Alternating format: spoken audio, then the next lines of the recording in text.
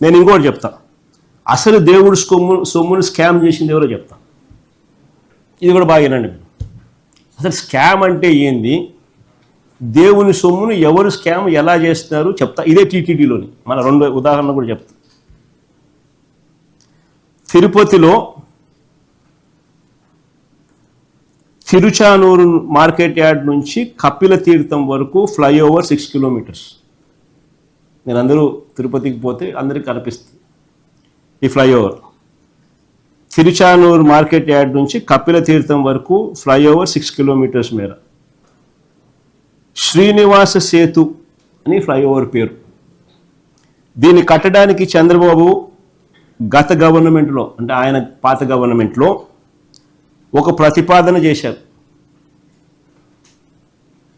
67% ఖర్చుతో టీటీడీ పెట్టాలని, 33% ప్రభుత్వం పెట్టాలని ఆయన నిర్ణయం తీసుకున్నాడు. ఆయన నిర్ణయం తీసుకుంటాడు. చంద్రబాబు నాయుడు అప్పటి తిరుపతి కలెక్టర్ను, మున్సిపల్ కమిషనర్ను పిలిపించుకొని 684 కోట్లతో కట్టేయమని చెప్తారు. జరిగింది. గమ్మత్తు ఏమిటంటే ఆ మీటింగ్లో టీటీడీ ఉండదు. టీటీడీనే 67% డబ్బిస్తుంది, కానీ టీటీడీకి సంబంధించిన ఎవరు లేరు. ఆ మీటింగ్లో టీటీడీ నుంచి ఎవరిని పిలవలేదు. అంత డబ్బును టీటీడీ నుంచి తీసుకోబోతున్నప్పటికీ టీటీడీ వాళ్ళు ఉండరు. కారణం ఏంటి? రహస్యం ఏంటి? బోర్డు అనుమతి లేకుండా ఆమోదం లేకుండా నిర్ణయం తీసుకుంటారు. తర్వాత ఒత్తిడి తెచ్చి దాన్ని ఆమోదం తెలిపేందుకు అడుగులు వేస్తారు.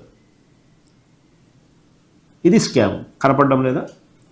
దీన్ని మన ప్రభుత్వం వచ్చిన తర్వాత మన టీటీడీ బోర్డు రీవిజిట్ చేసి